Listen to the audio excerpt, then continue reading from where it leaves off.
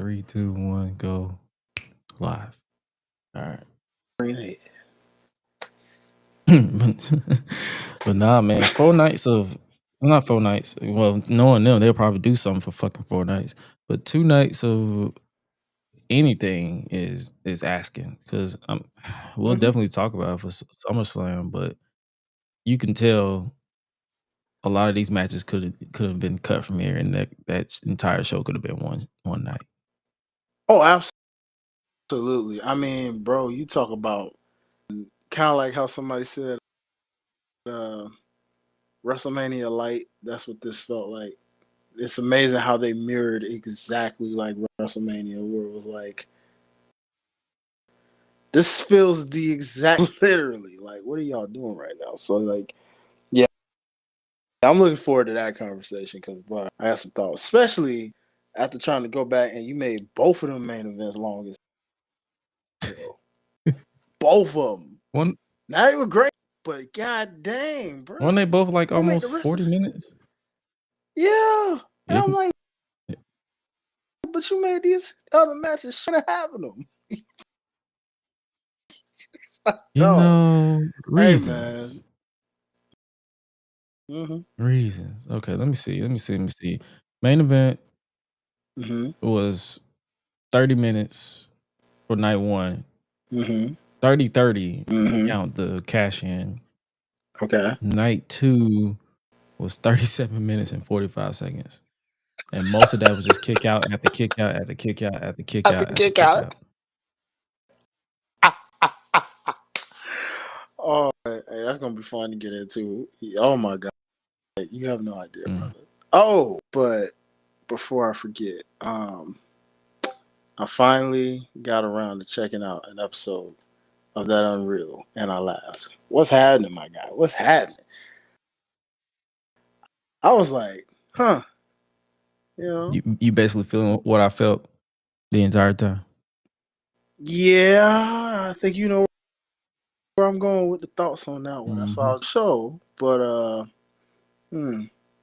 yeah, I call BS. Oh no, it was without a question. It was still in kayfabe. Oh yeah, like I like the Hard Knocks feel it has, but it's just kind of all right. You know, it's cool. You know, I mean, I do like the breakdowns, like you said. If you especially to brothers like myself, yo, what's happening? Theme song, man. I owe you guys a theme song. I think I owe y'all one. Holla at me. I got y'all. But man, yo, we got a crazy wrestling week. Yeah, I mean, dude, I can't even know how this is gonna feel. And then I don't think we ever touched on the Travis Scott thing, bro. We did. Like we did. That's why I ain't say too. That's why I say too much shit about Jelly Roll, because I'm like, at least he's committed. Yeah, cause I'm like, you know I'm bro. Like, first and foremost, if I'm in that position, I'm not finna turn up something that's supposedly a dream to me. Do you know how much I would give to be on a WWE stage right now, being able to act with some of my favorite peoples and just like possibly train to do a little bit of dog? You just straight fumbled this like it's a like it's just all right. Dog, you are in sour with a lot of people. You just pissed off wrestling fans. Good riddance to you. You probably lost half of your fan base off of that. Like, for real. Not to mention the trampling situation from a couple years ago. Like, that, my ninja. So, yeah. But what really threw me off, or not threw me off, but what really made me say, ugh, yikes, was going back to the WWE Unreal first episode. Because who do I see in it? Ugh. Yeah, that ain't.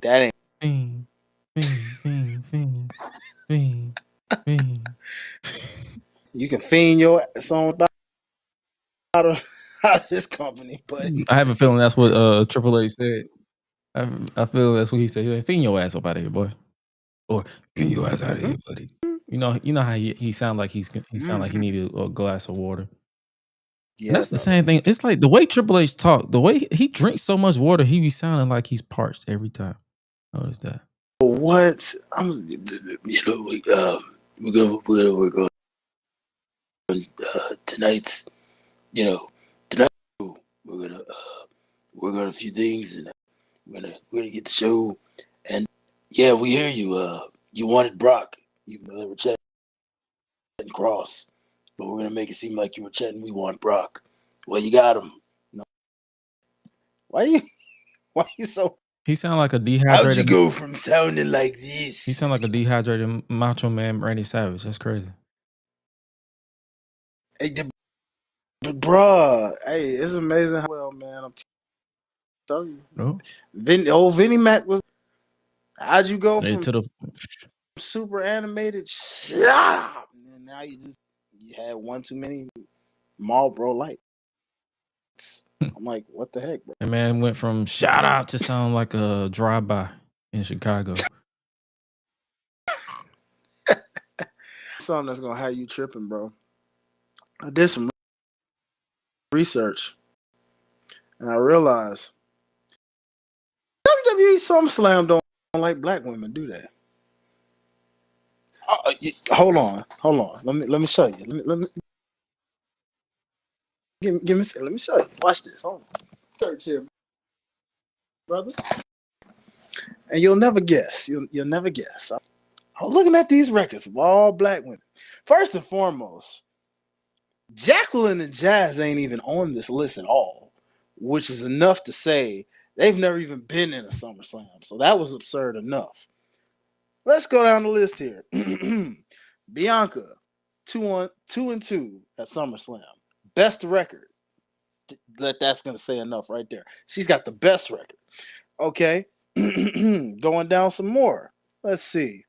Who was after that? Oh, wait. I lied about Jacqueline. Jacqueline's 1-1. So she's been at SummerSlam, but she's 1-1. All right. 50-50 records, right? Between two black women already. Let's go down some more. Sasha Banks, 1-3 at SummerSlam.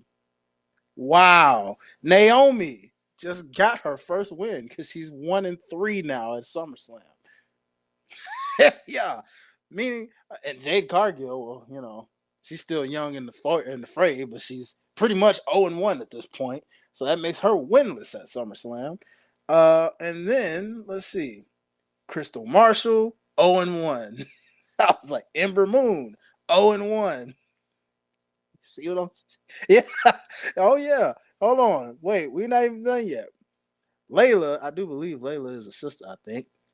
0-2. She is. She's just from the UK. Okay, exactly. That's what I thought. She's 0-2. Alicia Fox has the worst record of them all. 0-3 at SummerSlam. So she'll be all right. That man ain't care too much for that one. That boy said, nah, you teaming up with Tessa. I don't give a damn. She'll be all right. Hey, that ain't her fault, man. That's on management, dog. That's her fault. She want that shit. It's TNA. Man. It's TNA. Ain't no. My boy said, nah, bump that.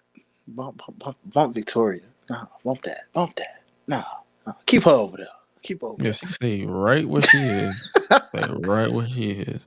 But you see my point here, though, brother. They either 500 or nothing. What the freak, bro? That ain't cool. Fix that, WWE. Welcome to the world of professional wrestling, where if you're black, you may or may not be successful. But I am going to press this button so we get this fucking show started. Let's do it, brother. Let's do it. Feeling like GRESH Unleashed. One time for the sickos. I'm all elite with the game from the get-go. Ain't full of no stardust, I'm a real nightmare, bruh. You can meet me at the crossroads.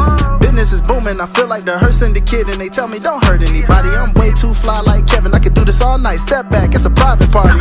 I'm more dirty than dumb with the way I live. No saint like Ricky with the vibes I give. Looking at my watch, it's about that time. When I hit them with the toodles, it's a lot like Tiff. Might as well call me Tony. They don't even know that I'm timeless. AJ Francis, all I really know is first class. $1 million man, 2 prices. You ain't even over. Shout out to my dogs like Bron. Baby, I'm a limit breaker. You are just a death rider. Can't rest in peace. I saved that for the Undertaker. Proceed with caution, but you ain't Naomi. Can't book the team. Your name must be Tony. IWC say you got to go. Hi-Lite Jermaine and GRESH Running. Let's start the show. Cool kids step to the front. Cool kids. Too sweet sign for the click. Gotta give the people what they want. Gotta get eradicate quick. Yeah, I'm like Seth with the outfits. Coming in hot too live on your outlets. Running these streets like the prophets. Thank God for the new day. Can't stop it. Jay Uso with the yeet. Eat, sleep, flex, and repeat. Whole new swag with a price on the tag like Javon on the young OG. Better recognize on the mouthpiece. See the power level gotta increase. Bringing content on the daily. Feeling like GRESH Unleashed. Greetings and salutations, ladies and gentlemen, boys and girls, non-binary pals, baby mamas, baby daddies, and everybody in between. Welcome back to the GRESH Unleashed podcast. This is episode 128 of the show that brings you the good vibes to the best of our abilities. Joining you as always is the voice that does the most, the purveyor of mischief, GRESH. And joining me as of right now, because our main man, the Giant, will be here very, very shortly. But joining me as always is my guy, my right-hand man, the voice of the Unleashed Anthem, and representing Mike Mayhem Music, he is none other than Hi-Lite Real. What's good with you, brother? What's good, everybody? Saluting like OG John Cena. Yeah, you know, a little bit. We got a little OG Cena going on, you know, a little bit, you know. What's good with good peoples? I hope everybody had a phenomenal weekend first and foremost. Despite what SummerSlam may or may not have done to your weekends, I hope you had a great solid weekend all around. You feel me? So yeah, what's good, my brother? How you been? Busy as always, man. You know how I am. For sure. I'm when I'm home, I be cooking up a storm, aka sleep, and when I'm not home, I be working, cooking up a storm. Regardless, I am a functioning human being, an adult, if you will. My 20s was me finding myself. My 30s is making moves and making money moves. Word to primetime players. So you know how that goes. Wise words from those guys, man. You know, they were on to something. Between them and Crime Time, it's just like they taught us everything we needed to know coming into our 30s. It's about so that like, money. I get it now. Yeah. Money. Yeah, that money. You know what I'm saying? Making $1 million moves. It's like, what a great combination. But yes, let's just get into it, man. Go ahead and lead us like you do, my brother. Let's get what's this weekend? Yeah. We might as well go in reverse. Because we already talked. I already talked about Saturday. If you haven't already, make sure you guys tap into Public Enemies Podcast. I was on the post show for Saturday. I didn't tune in Sunday because I was exhausted from work. So I was like, I gotta wind down. My brain was not really functioning as much. But we might as well go ahead and start off with Sunday and how it ended, because that has had the world in a tailspin. Like when I tell you, these people, it was backlash for as long as the Easter Sunday service, because it wasn't that long, because they was back watching Monday Night Raw the very next night. However, that backlash stemmed from the polarizing return of the one, the only, excuse me, Paul Heyman, Brock Lesnar.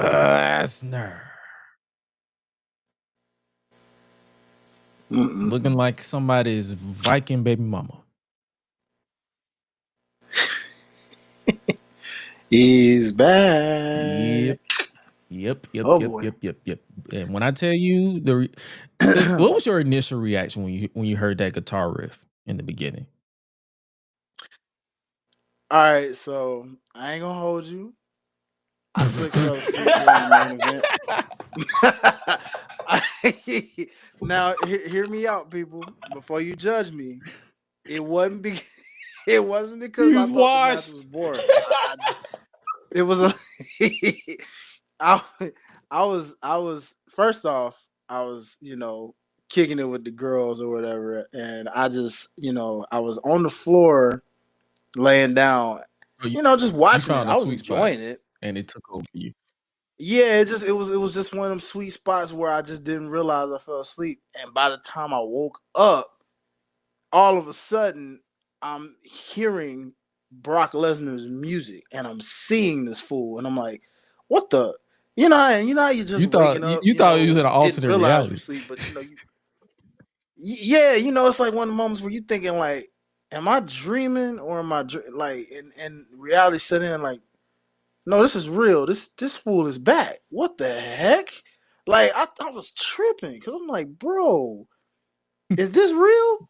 He here? I'm like, oh, here we go. So bro, instantly I was just up looking at this and I'm just like, oh my, and then saw what he did, the F5 post scene. I always got to be the 4 victim years to this apart dude. I don't know because he did it why. in 21 after Summerslam. Remember?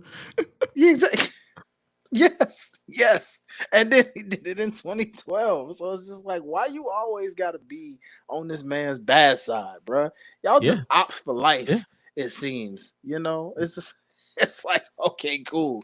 But nah, that was my initial reaction, yo. Like coming straight up out of a unintentional slight nap, if you will. Seeing this man was just kind of like oh crap, like this is actually Mhm. happening. This is real. And instantly, like you, I thought about like, okay, oh, this can't be good. What they gonna be Oh yeah, saying online? And I'm listen, seeing the listen. fake outrage. I was downstairs watching it in my living room. My sister was watching with me. We watched the main event. We made our typical Mm-hmm. jokes about Cody Rhodes and John Cena because that's what we do. And when we heard the guitar riff, Mm-hmm. I was like, for a part of me thought that like somebody was playing a game because I'm like, the show's ending. And then for some reason, part of me was like, wait, something's about to happen because John Cena's in the ring too long. But then I was prepared for them to go to the post show because they always do the post show Mm-hmm. after the main event. So I'm like, oh, okay, cool. And then I Mm-hmm. heard that guitar riff, and I'm like, oh, this is gonna go over well. And I was being sarcastic as hell because I'm like, yeah, this is not gonna go over well because niggas do not fuck with this man. And it's like, Man. the Janelle Grant case aside, people was already not fucking with him like that. That case, him Mm-hmm. being implemented in that case, added the hate on top of it. Mm-hmm. Mm-hmm. So I'm like, oh, this is going to be interesting for the next couple of hours. So I immediately ran to Twitter and I'm just like, oh, this is bad. Yeah. Like, Ooh. and I was like, oh shit, this is gonna be interesting for the next couple of hours. And then Raw hit, Mm-hmm.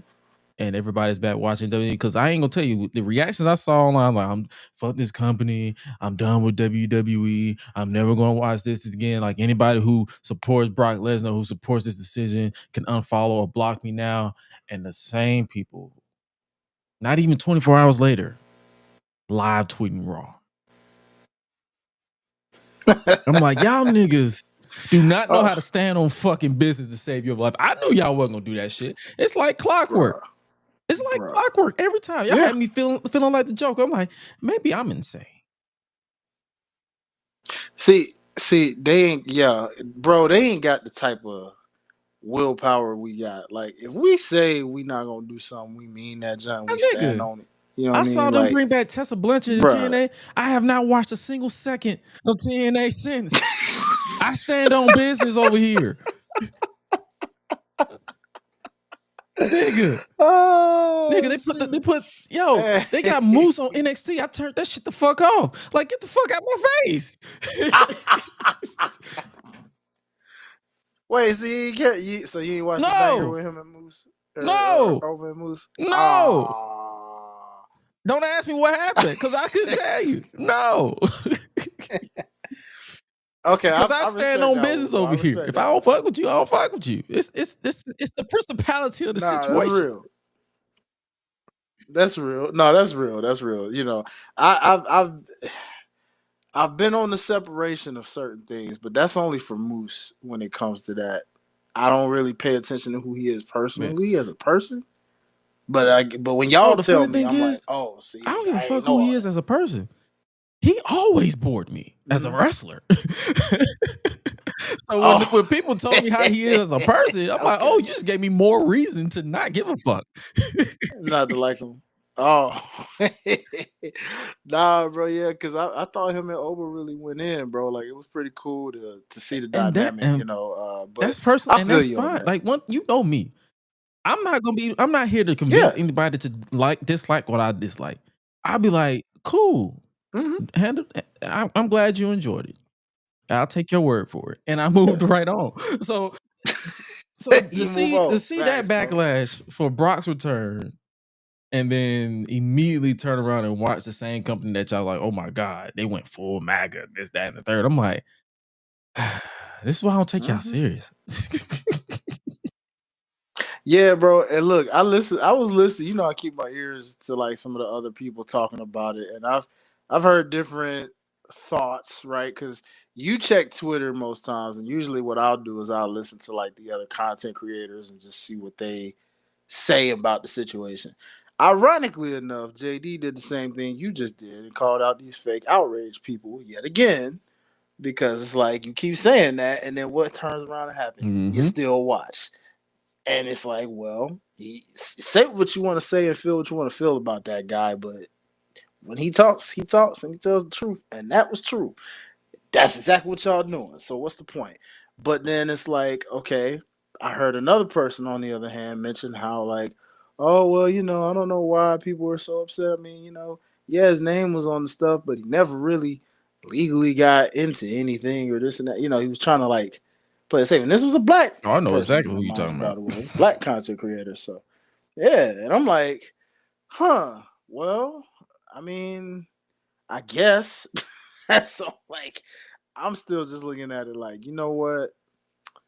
Feel how you feel. I like I told you in that group chat, I was like, well, I guess this Ray means we said Gris did it getting with way less screaming. Yeah, you know I don't scream about wrestling. Fuck that. no, hey, you guys are right about that. Now that is true. Cause homeboy For turned up a no thousand reason. where it's That's why like, I all can't right, I watch ain't this. I can't. necessarily That's the bugging for reason no why. One of the reason. reasons why I Like, can't watch them like long term. I can see clips because I can only consume so yeah, much yelling.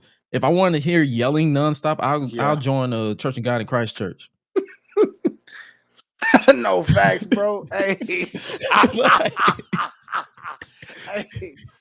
See, I find it entertaining, and that's why y'all gotta excuse me. Anytime I bring him up, I do it more so because he's hilarious to me, and because I just laugh. Like he's not funny when he tells jokes, but when he gets in that little outrage, turn it up on 10 moment, I just laugh at it because it it's just makes me absurd. maniacally laugh in some way. Yeah, because yeah, exactly, exactly. Because like, especially when y'all tell me like, "Oh, this dude is like a whole character. He's not even like this in real life." I'm like, that's what makes it even more funny then, because it's like, Negro, you ain't even for Yeah, real like about this life right now. I forgot who You told me that. talking Like tough, and it you was a friend of a friend, and they was like, "Yo, this man is not like this in real life. He's like chill and laid back." He doesn't.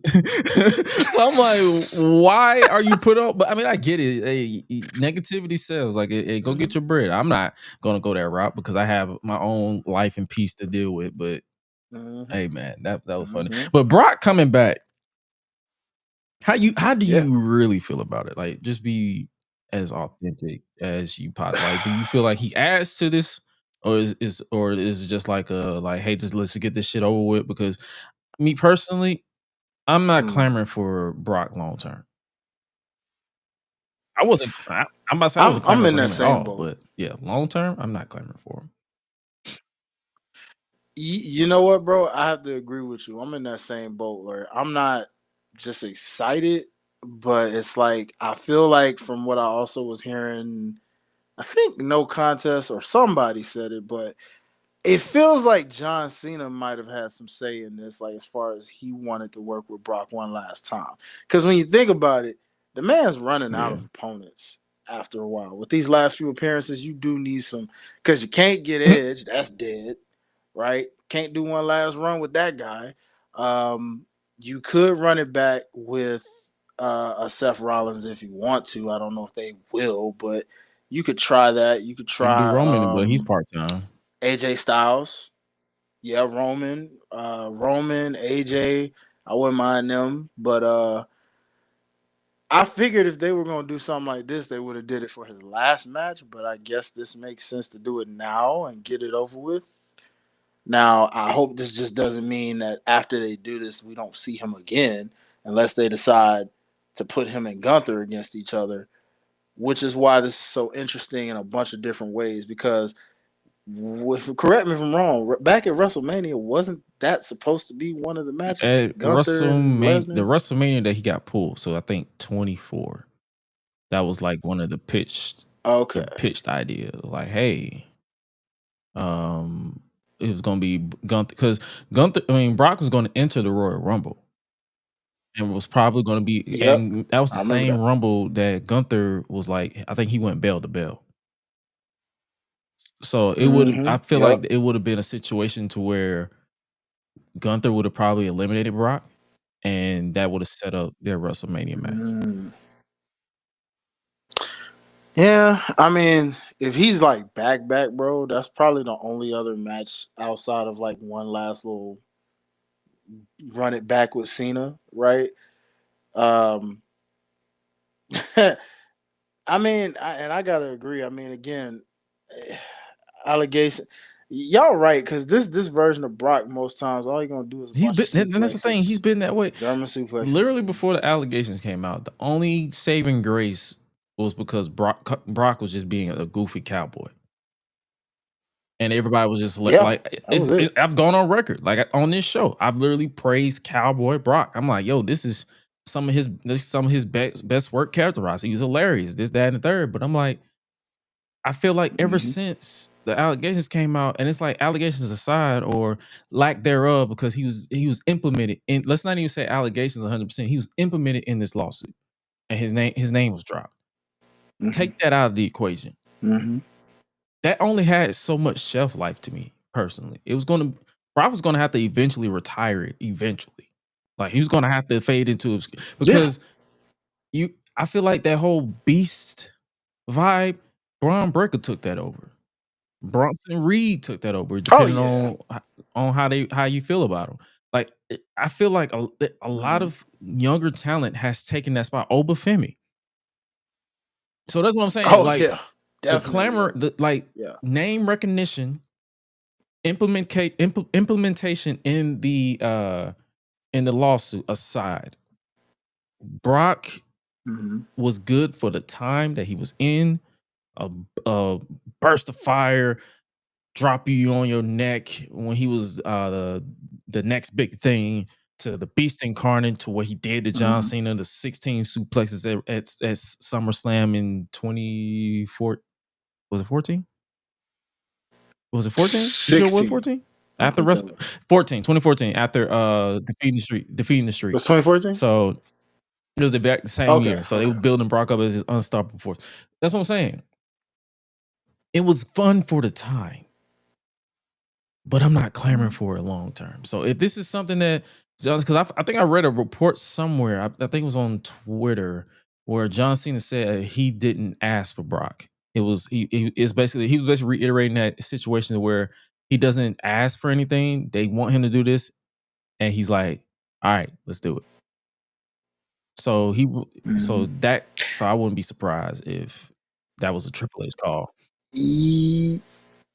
Yeah, I'm about to say, now that you mentioned, I think the only opponent he really asked for was Truth, just because they were like legit friends, and I'm pretty sure out of everybody he's faced, obviously he's cool with all of his opponents that he's faced, given their history. But like, as far as requesting that I know of, I believe it was I just pulled it up. But I just pulled it up. Adams, it's a podcast or show called Adam's Apple. I like the pun. He said John Cena denies the idea that he personally requested to face Brock Lesnar. He said, "It's in a quote, I've been saying the same thing for 25 years. They deal him, I play him." Mm. All right. I mean, Trips has been wanting to bring this man back for quite a while. And I'm agreeing with a lot of y'all. Like again, you'll get no argument Nope. from me or Gresh on that because honestly, we agree. Like, you don't need Brock anymore. But if he's here for Like, this, I'm not cool. finna like lose sleep over it. I'm like, WWE showed you the vibe that they've been on for a while. Like this whole implementation or this, I'm just gonna be real. It's unleashed for a reason. This whole WWE is going 100% MAGA now. WWE is doing this now. Where the fuck have y'all been for the past 25 years? Yeah. Did y'all forget to be My a star nigga, remember campaign? 2000? Remember that? In the year 2000, they was literally filming segments in these uh rallies that was like the Democratic and the Republic. Like Mm-hmm. they've been showing they like, bro, they when Obama and Trump, or no, not when Obama and who else, who was his opponent? Oh, George Bush, I think it was bro. George They Bush. they like they showed their hand repeatedly. They're best friends with Trump Yeah. before he Yeah, even they got into the office. Repeatedly. They've been telling you your hand. They've been showing who they are as people since The Rock had hair. for years. And he lost that Mm-hmm. shit in Nah, that's true. 2009. So he's been like, bruh, why are y'all surprised at how they are showing their hand? Stop with this. Like, if you're gonna be outraged, at least make sense. Like, Mm-hmm. No, hey, bro, you spitting on that because I mean, dog, like I'm looking at this and I'm just laughing at it all because I'm like, hey, bro, this ain't nothing new around the no. sun. We've been seeing this 1,000 times, and we ain't gonna stop seeing it. And one last little thing that JD did say that I heard him in a clip say, where I was like, you know what? You kind of make a point there on that one too, because he was like, okay, this guy they bring him back despite the allegations because there was nothing found, right, or whatever, however you want to put it. Then he brought up these names, and I was like, yeah, this is true. Enzo Mm-hmm. released, right? Mm-hmm. No proof. The case was Why ain't dropped. he back? Right? Exactly. Velveteen Dream, as crazy and off the walls as he is these days, guess what? He didn't have no proof. Not from when they said they checked anyway. So wonder they didn't bring the dude back. And then there was one more Because name they the only reason mentioned. why they didn't bring him back because he pissed off too many people backstage. They didn't care about the allegations. Trust me. Oh, I agree. It's the same thing with Enzo because he couldn't stop being Enzo. Like, when you think about it, I think that's really what got him going more so than the allegations. They just used that as a reason to get rid of him. Yeah. So. But it was like there was one more name he said in there. I'm trying to do who else got let go? Oh, Odyssey Jones. Oh yeah, I forgot all about him. Yeah. And nothing was ever really found for real. But they ain't tried to bring him back. Put it this way: you got to have favoritism with WWE to be brought back, Yeah. despite your allegations. And I'm gonna keep the last thing I'm gonna say about this before we move on with SummerSlam. I'm just gonna say it. Mm-hmm. If you want this whole holy art thou prosperous company, you're not gonna find it. Anybody who doesn't have allegations against them, you're not gonna find it. Mm-hmm. They are in TNA, they're in Mm-hmm. WWE, they're in AEW, they're in Mm-hmm. MLW. They are Mm-hmm. everywhere. Like this whole Everywhere. notion where people try to say, "Oh, don't watch this company, watch the indies." There's so many sleazeballs in the independent wrestling scene right now. I'm not even gonna care Mm-hmm. or even waste energy to give it a thought. This Mm-hmm. entire industry is just full of scumbags. So it's like get off your high horse, enjoy what you want to enjoy, and move on. Mm-hmm. Just like we're gonna move on. And still, Women's Intercontinental Champion, Becky Lynch. And while we're talking about this, might as well go ahead and bring in the champion And that is our boy Jermaine. Hold up. He brought the Hold belt. up. No. Co-champion, son. Oh, Get that right. co-champion. You are a co-champion. Don't make me get my belt. Hey. Co-champion. Listen Sir. here. Co. I didn't put on my tuxedo T-shirt and my cocaine bear vest for nothing. Okay, it's a celebration. That's why that nigga was late. You know what? This man about to make me figure out which one of these I had belts to, I'm about to pull I had out. to get the belt shined up. You know what I'm saying? It was kind of dusty because I ain't been winning nothing in a minute, but I had to get the belt shined up. You feel me? You know, I promise you, I'm about to get one of these. You know, champ, sir. Make sure you put an S on that, player. Champ, Listen. For those of you who don't understand, what happened was what happened was we gave predictions, and Hi-Lite won the main predictions. However, I put it in the group chat before the main event. Was like, hey, do we see Cody Rhodes for 5 points? Do we see Cody Rhodes turning heel? Hi-Lite fell asleep, so he didn't get a chance to vote. Jermaine voted, and he said no heel turn. There was no heel turn, so he gained 5 points. So it was literally a situation where he was like, "Oh, Hi-Lite won. Uno's reverse, baby. Bow. I won by 5 points." Hey, you know what happened? Hi-Lite finally had it. He thought he had it and everything. He had both nights, and then I cashed in. One of you guys' mic is clipping, so you might want to check your wires just so you guys know. Let me check me out. Let's see here. Is it mine? You're good. It might be Jermaine's. Check yours. Okay. Like, hello. Yeah, you're good. No, I was just like, when you moved, all I heard was a. So I was just making. Make sure you ain't got a device nearby either, because sometimes that'll. Oh, you know what? It might have been. It might have been my beard, to be honest with you. Yeah, that too. Because I just moved it away from my beard. Yep. The doggone beard, man. Look at that. It be doing that sometimes. Beard gang. Cool just said y'all lay cool, basically. So just to make it peaceful over here, you know what? Fuck peace. Jermaine is champion. Hi-Lite has a chance to win it back, because we're going to implement, like I said, going forward, is to win some, lose some. So it's like if you get the prediction right, you gain 5 points. If you get it wrong, you lose 5 points. It's going to be across the board. However, did I not pick Bailey screwing Lyra out of this title? Did I not? Hey, did I not pick it? You did, bruh. I was like, and look, this the part that killed me.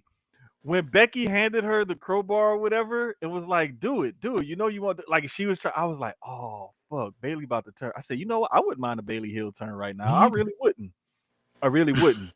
Because Bailey is a better heel than Becky is. I just think Bailey's a better overall performer than Becky, period. Like that too. But I was thinking it was gonna come in the form of a Bailey heel turn, and it didn't. It came in the form of a whoops, my bad. I ain't mean to do that type of thing. My fault, OG. But it still happened. You called it made sense. I was like, yo, this makes all the sense in the world. Yeah. You have a disagreement on this statement? Bailey's a better heel than Becky? No, not really. I'm just, I'm more so thinking about it, because I'm just thinking about both of their heel turns for a second, and it was like, I mean, he makes a point with that, because if you take when she was heel, I can digest this for you. Yeah, Bailey cooked during the pandemic as a heel. Yes, she did. Becky, if you take away her over the top, like shenanigans as big time Bex, she would have been she would have drowned it in the water as a heel this second time go around. Yeah, she always made the better baby face, because fans don't seem to like to boo her. She just has to try too hard to make them boo her. Is what it is. Yeah, you saw what happened on Raw with Nikki Bella. Yeah, I heard them discuss that one, and we're gonna talk about that in a second. I got some thoughts on that. Yeah, me too, brother. Yeah, because I'm like, oh, this is what we doing. I said, okay, well, if this is what we gonna do, I can't wait to talk to the fellas on that one. But no, I mean, Jermaine, you make a good point, brother. Like, I mean, it's almost like they should probably try to do a double turn with these two at some point. I don't know if they will, but they should. I understand why Becky's a heel right now, makes Mm-hmm. it easier for her to shout out her hot husband or whatever. And I'm like, didn't y'all do this before as baby faces and that didn't work? Now all of a sudden, Well, because it was the man's man. That was not going to work. Yeah, it's just like that whole man gimmick should have been left when she went to go have the baby and stuff. It should have mhm. been left behind then. They tried to come back and Big when she time came back, Beck. they tried to rename it the mom, and I'm like, that doesn't work either. No, Stop it. but Oh God. big time Bex is better than the man. They should go back to big time Bex. Like I'm this big time Arthur now. Like Hmm. I'm this big They time movie should. star. I'm this big time. But she just co-starred in Happy Gilmore. She just wrote a book. Hmm. Why not go back to big time Bex? Like that's a much better heel character than this man gimmick that you're trying to reprise from like 5 years ago. Like it just You can doesn't kind make sense. of, if you pay attention, you can kind of feel that they're trying to lean towards big time without saying big time because I think Yeah. I think they feel like the man is like more recognizable. But I'm like, you can literally just, I promise, you can just go back to big time, and I won't bat an eye. I promise. Bruh, So like it's just so annoying though because she doesn't connect well with the audience, and I think people just cheer for her because they remember who she was and the moments that she had, and that's all she's got going for her. She's still she's still living off of those moments way back when. You haven't done anything since you came back at Mania or whatever. You haven't done anything to make us say, "Oh wow, this is Becky Lynch. She's this new person or this different character or whatever." It's like you still living off of what you did before. And it's old and boring to some of us, long term fans. And I guess, more casual fans or newer fans are loving it because they know, oh, they tout her as one of the best ever or whatever. So she's getting their respect. Oh yeah, when she came back in 21, they literally labeled her as one of the biggest stars on the planet. So Mm-hmm. I'm not surprised. real quick before we move on, fellas, let me ask y'all this brief question. If you were to reorder, say from your original order of these like four horsewomen, like in their current installments right Mm-hmm. now, Mm-hmm. how would you rank them 1 to 4 right now? Just like not overall, but just like currently, as far as where Like they're currently where they're at right now in the like right business. now in this current phase of their lives right now. Like where would you rank each of these big four? Okay, now are we saying our favorites or who we think is the best overall performer right now? Yeah, as far as like who's just from accomplishments to and not overall accomplishments, just like lately, as of like what have you done for me lately? Like who Like the last six looks? months to a year? Yeah, you can go like like off the last six Okay. months to a year. Mercedes, Bailey, uh damn, the last two is kind of hard, but it would be Mercedes first, Bailey second, Hmm. and then I'd have to say Charlotte, then Becky, because Mm. Charlotte came back, won the Rumble, fought for the title at Mania, and now she's a tag champ. Hmm. Whereas Becky was out for most of that time, came back at Mania, won the tag titles, and then won the Intercontinental title. Okay. I would agree on 1 and 2. Mercedes number 1, Bailey number 2, but I would flip Charlotte and Becky. However, the reason why is because even though Charlotte won the Royal Rumble, I still feel like that feud with Tiffany Stratton was kind of like not that good. Mm. Okay. So like it Okay. was passable. It could have been better. Like you can tell that whole going off script thing kind of brought it down a little bit. And Hmm. then they just moved on. However, I wouldn't be against flipping it again because I really been enjoying this Alexa and Charlotte. Hmm. Can they coexist? We're not friends. We're only alliances or we're only acquaintances based by chance or whatever the fuck they be saying. But that's the only reason why I would flip it around. But yeah, if you would have asked me a couple of years ago, Becky would have been at the top. But Hmm. based off of recent years, I can definitely flip where she is, like between the bottom and the top. But definitely Mercedes and Bailey are my top two. Okay, because that's interesting from both of you fellas. Because I got definitely all around. I got Mercedes number 1 for sure, like you fellas. Where number 2 is where it gets interesting because number 2 would probably be Ugh. See, that's where it's tricky because I guess I would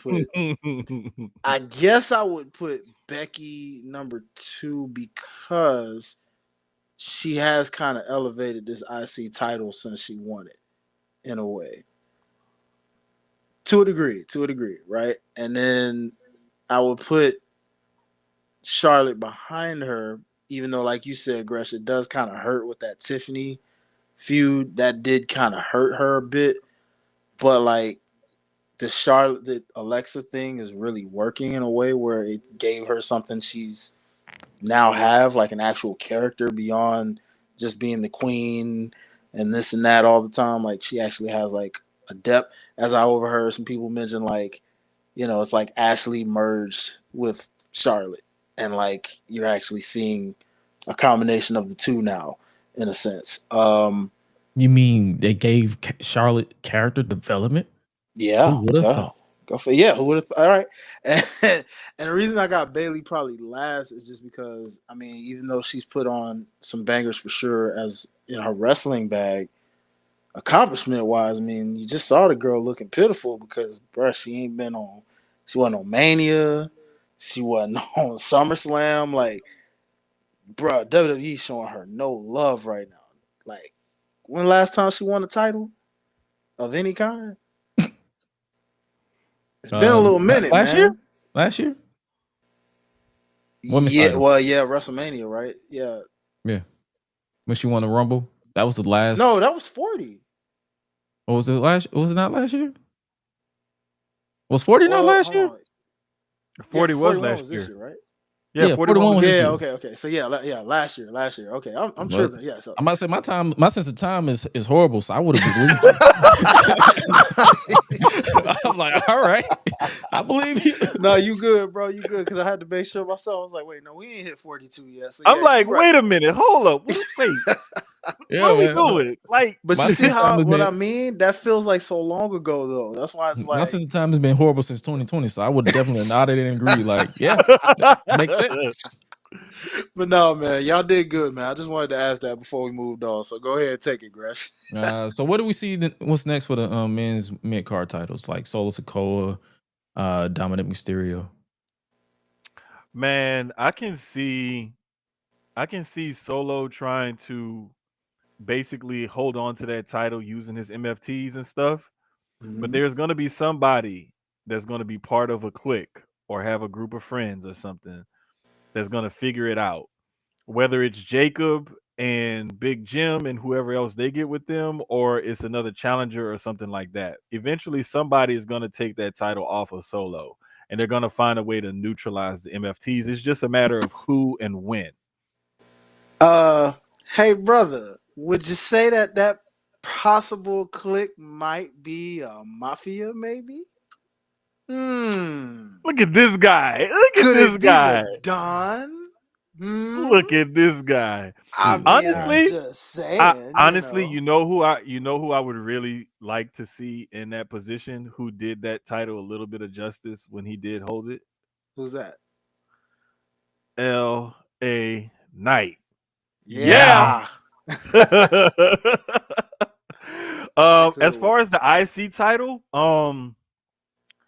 bro, Dom is just doing such good work in ring, character wise, promo wise. Like it's all clicking for Dom, and I really don't see him losing that title anytime soon. Like it's hard for me to figure out a scenario in which Dom loses the title other than Finn screws him out of it. Facts. Bro, when I say I've been listening to 2 of these interviews with him, I heard him on the 520 podcast, and then of course I heard him on Busted Open. And when I say this man is hilarious and really believes, like, I mean, even though it's so funny how like he really loves his dad, but the fact that he still calls his man deadbeat dad, greatest Mysterio of all time. And he's like, no, seriously, because he's like, look, I'm challenging for a title that he never even challenged for, or I'm doing all of this, and I'm only 5 years in my experience here, and this, that. Like, of course, I'm the greatest Mysterio of all time, and like I could tell half of them really means it, but it's like also the kayfabe of just like man, I know he's proud of you, but he's also like, you little Hey, like, but this is what's funny though, because he'll say things like, "I'm only quote unquote 5 years," but he really celebrated his 20th anniversary. Mm-hmm. So it's like he'll blur the lines and kind of play with stuff. But mm-hmm, Dom is so it's almost like when you look at second and third generation wrestlers, mm-hmm, whether you look at them now currently in the game or in the past, call it a hot take or call it what you want, but Dom is working on being one of the greatest second generation wrestlers or third mm-hmm, generation wrestlers we've seen in quite some time. mm-hmm. And he's not even 30 yet. And he's already one of the hottest heels. And if he just makes a certain tweak to his character, could be one of the hottest baby faces as well. Because I agree. the booze that he gets when he's trying to talk is insane. And the pop that he got at Mania, the pop that he got at Triple Out when he was down there, insane. Like, Mm-hmm. people love him, but they also hate him. And there's nobody like he does it on purpose. Whereas Cena just had people who like either really liked him or really didn't. Mm-hmm. Dom has got both of them playing, and he got both of them playing out of his hand. Mm-hmm. It's insane to see him work, bro. He is like truly like one of the best characters in the business. Yes, sir. I agree. Real quick before you move on, Gresh, to answer your question, I will say this. I did see a tweet from a certain person that you rocking right now on your shirt that said Hello. for now when he said when WWE posted the graphic that he's still IC champ, he tweeted tweeted, Lord Jesus, he quote tweeted and was like for now, and I was like, what you trying to say, Mello? Let me find out He's you grasping get at transferred straws. Let's over. just keep a spade a spade. That man is trying to get on TV some way, shape, or I know form. he He's like, is. hey, bro, I know. I I will know. go after Dom and give him the match of his life. Just Yep. put me on fucking TV. Yeah. Put No, me I agree. on a show. And I And you agree. Hey, look, we want Mello. God dang it. I'll say it with y'all. Yeah, we want Mello because it's bruh. I ain't gonna hold you. Like, I'm looking at the people that came out from the same draft class, like they showed in that graphic. I don't get it. I'm like, bro, oh what? no, he got the short end of the stick. One of the thing is, I think I either thought it or I said it. I can't remember, but I feel like this happens all the time. Somebody was going to be destined to get the short end of the stick when it Mm-hmm. comes to like however they when the call ups or the draft, and unfortunately, it's been Melo right now because he's the only one out of the group that has not won a title. He's the only one out of the group that has really his claim to fame right now is Andre the Giant Memorial Battle Royal, which, if we're being real, has not been the most polarizing or fruitful victory across the board. Funny thing about that, they're actually for some of those winners, it did translate well because Jey Uso also won that. That's why I said across the board. I'm not saying all of them. I'm saying hasn't been the most. The only one you can really say that it benefited from was Jey Uso. It launched main event Jey Uso as a viable singles wrestler. Yeah, Mm-hmm. because And who else? You got Cesaro. Nah, I was gonna say Braun Strowman though, because I believe he ended up winning a title not too far off of that too. He did. I forgot all about that shit. Now, granted, you can feel now again. I know that's a little touchy, but in terms of like how you feel about because some people don't care for him. I get it, but he did kind of I have a enjoyed little his last success. run there. I'll say that. Okay, cool. That's fair. So. That's fair. So I mean, like I said, Matt Hardy. Depending on how Oh you yeah, want that to did view. happen. Shit, Yeah, I forgot. yeah, yeah. You see what I'm saying? That's why I was like, there were some in there that had some success. It depends on how you view it, but Remember it's Mojo like, Rawley? see now when you mention names like that, then I'm like, okay, bro. Now I can't defend that. I can't. Big I Show can't defend that. won one at one point. I think he won one Yeah, too. who? yeah, Big Show. I think he won yep. one too. He did. I What can't defend none of them. the battle royal? The Battle Royal. Yeah, I believe he won one too. Corbin. No. I think so. Hold on. Yeah, he did. No, Big Show did. He won. He won one. Hold up, dog. I'm finna pull up I'm finna. You got me curious. Like I told you, I will nod and agree. Big Show did. He won one, bro. I kid you not. Kid you not. I think he was like the second or third winner. Yep, he was. Cesaro won the first one in 2014. Big Show won the second. Oh, you know what? You're right. That was at WrestleMania 31. A lot of people, yeah. And then it went. Then it went all over the place because it went from Cesaro, Big Show, Baron Corbin, Mojo O'Reilly, Matt Hardy, Braun Strowman, Jey Uso, Madcap Moss. Oh wow, crazy, bro. Bobby Lashley, Bronson Reed, and then Carmelo Hayes. Oh, Brunson, he's another one. Look at him now. He was another one I was gonna make a case for. That's true. So that's why I say it hasn't been across the board. Because remember, like later on that year, he did the Survivor Series and everything. That's when he broke his ankles over there. Both. I'm like, God damn. Yeah. Okay. So I mean, it's hit or miss. It's hit or miss. Yeah. I mean, so and I still got a problem with Bronson Reed. Like, brother, you too big for that shit. Why the fuck you do that? Why the fuck? Hey, bro, no, I'm not gonna lie. Thank you, Hi-Lite, because you took the words right out of my mouth. Yeah. It's like when you see a big 350-pound dude up on the top of a goddamn cage and he jumped down on somebody like that, especially through a table, you like, oh, like when you see him going up there, you like gravity. There's only one way his big ass coming down. Hey, and we say the same thing about Jacob Fatu, because look what that fool ended up doing. We knew it. It was like, he gonna jump off the top of that cage. And that's exactly what he did at SummerSlam. He waited until after the match was over, but still, he did it. So, bruh, like the crazy part would be like when you see Jacob doing that catapult, that spring up moonsault and stuff like that, or even better, when he does that swanton dive. Bro, this dude is almost 300 pounds doing stuff like that. Like, I remember he was doing an interview. I can't remember who it was with. It may have been with Cheap Heat or somebody. It was with somebody. But anyway, they were asking him, like, do you ever get like advice from old school big men? You know, that because you like blur the lines between athletic and you a big man. Do you ever get like told like, hey, you need to work stiffer, you need to work bigger or whatever, instead of doing all this flippy shit or athletic stuff? And he was like, yeah, you know, sometimes I gotta like kind of blend it in and everything. And he handled the question very well, and I love the way he answered it. But it was just the fact that they saw it too, because I don't mind with his move, the way he moves and stuff like that, because he'll run over you with that like that crossbody, kind of like Bray Wyatt used to do.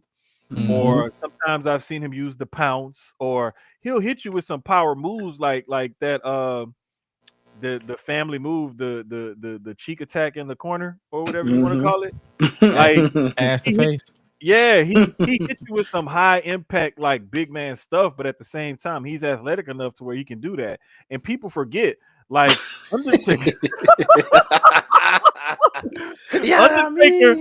Undertaker is considered one of the best wrestlers of all time and one of the best big men of all time. But Taker would do a dive over the top rope. Taker would do old school, you know, like Taker would do that flying, you know, clothesline, you know, off the running against the ropes.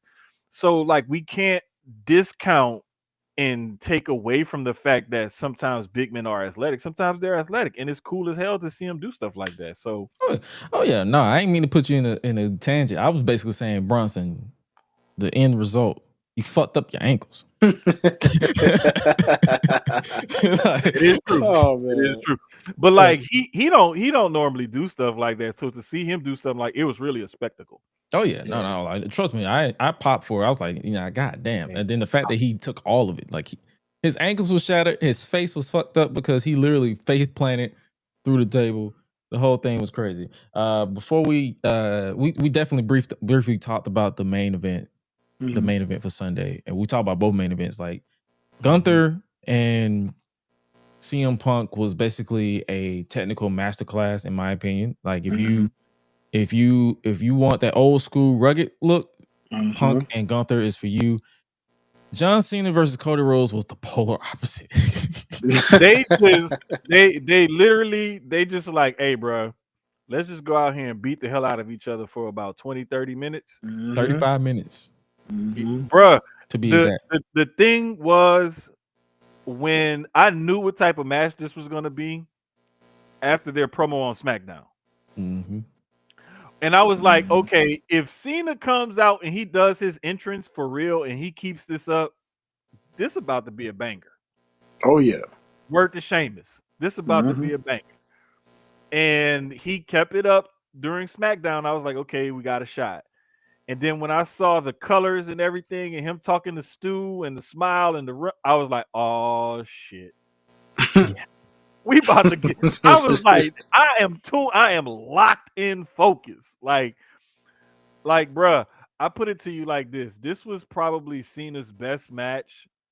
And I said it before on another pod since he wrestled Roman at SummerSlam in 21. Yeah. This was his best match since he wrestled Roman at SummerSlam in 21. And before that, I want to say it was like AJ at SummerSlam again or Royal Rumble 16 SummerSlam or 17. to Royal Rumble. Well, Money in the Bank to Royal Rumble because all three. Yeah. Was great. Yeah. So I mean, the man just proved like, hey, I can still put on a classic. Now, granted, it was in a street fight and it wasn't just like a 5-star technical masterpiece. But that was a damn good street fight because the spots that they chose to do and when they chose to put them in the match and everything, it kind of showed like it made you think, is Cody turning heel?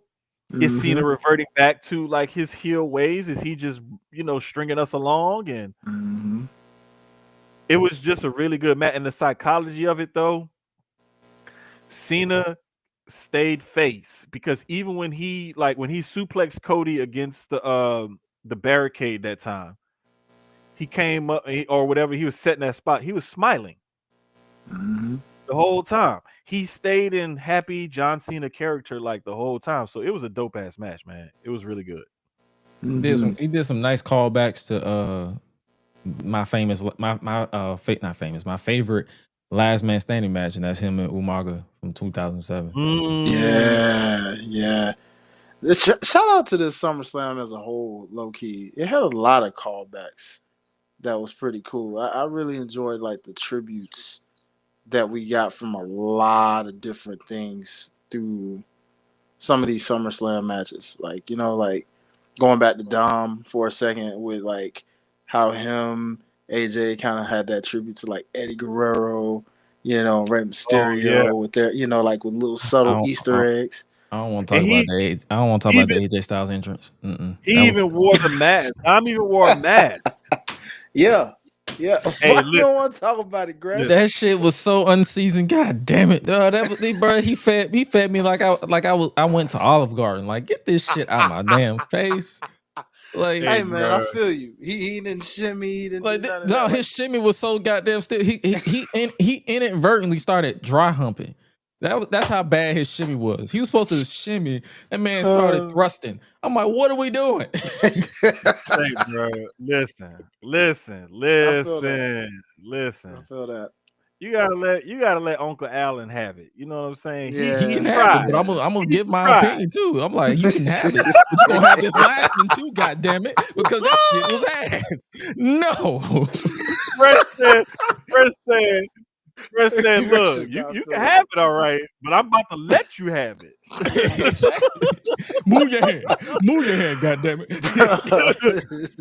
You want to cry? I'm gonna give you something to cry about. Exactly. Come on. Speaking of criers, Cody Rhodes is the undisputed WWE Universal Champion again. Well, WWE Champion. I don't know why I said Universal, but he's the WWE Champion again. Where do we see Cody Rhodes going after this? Because John and Brock is definitely the next thing, but Cody is the top dog once again. RKO. Oh, you know what? I wouldn't mind it because there was a callback to that when Randy was helping him out or whatever, and he had the title. And you remember they were in the locker room, and Randy was looking at the belt or had grabbed the belt or touched it or something like that.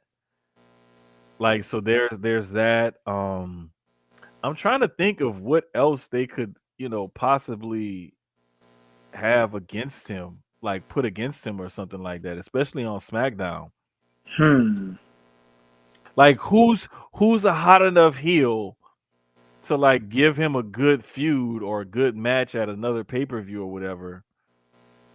Like who can we think of? Like who are they gonna pull out? Like pause. Like Good catch, brother. you know what I'm saying? Like what are they gonna put opposite of Cody to say, like, okay, here's this next challenger. Hmm.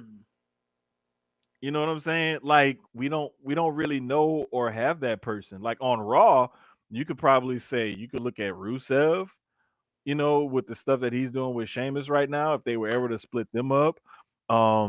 You could look at, I mean, if Solo wasn't busy with, the US title, you could say, Solo has gotten himself back up to a level where you could see him in a main event title picture or something like that. See Jacob. Jacob could be one, but he's not heel, so that's the only But factor. But he still, could be it could one. be like, hey, like, you know what I'm saying? Like, I'm tired of messing around with my cousin and this and that. I'm destined for bigger and better things. Like, I'm coming after you Hmm. now. You quarterback number one. I'm a Hmm. pass rusher. I'm coming to sack you. Like Yeah. something like that. Like, like there's something that they could play off of. And then, like, let's just say Cody wins because, of course, they want Cody to retain and hold the title on much longer. And it could be like a dapping up, like, hey, bro, like you stepped up, but I'm still QB1, like, but you coming for me. I see you. It could Hmm. be something like that. Um, but outside of that, man, I don't know. I really They're, don't know. they're building up Aleister Black, I've noticed. Oh, Depending oh, on how serious they oh. take it, he may be another. Because him and Cody did have some bangers in AEW, if I'm not mistaken. So like the Hopefully chemistry's Cody doesn't there. fake retire this time. But wait, Yeah. here's another one that low key. I wish that they would just go ahead and stop effing around and Hmm. give the man his money. But if they re-sign Karrion Cross, I could definitely see Karrion Cross playing that same I'm trying to bring the real you out and get you to admit the truth with Cody, especially after the shit Cody had to do in order to beat Cena in this match. Hmm. Karrion Cross would be the perfect next opponent for Cody Rhodes right now. Yeah, when you think about it, the character that he's been portraying, that makes sense. That would make sense. Like, hey, It would. I've been exposing liars, and you the biggest liar of them all. Hmm. It is like it's teed up for him. It's teed up for him. This is like I don't know, like you like I can't even say like how teed up this is for a Karrion Cross Cody Rhodes feud. The Like this is like putting a ball on the tee for Barry Bonds back in 2003 and being like, all right, Barry, hit this. What you think Barry gonna do with it? He gonna crush it. Hit me. Listen, story wise, I'm with you. And then the bell rings. Hey I'm man, just don't do saying. my boy like that, dog.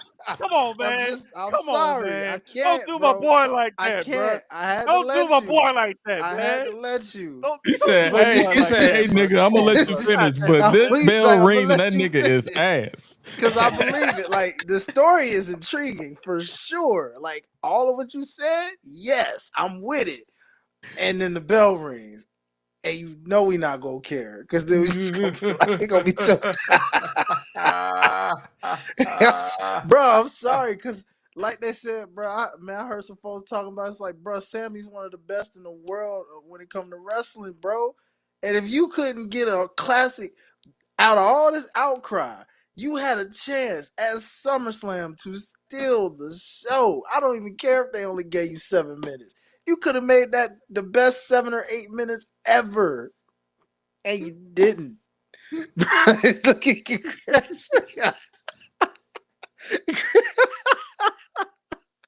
Jesus Bruh. Christ. Oh shit.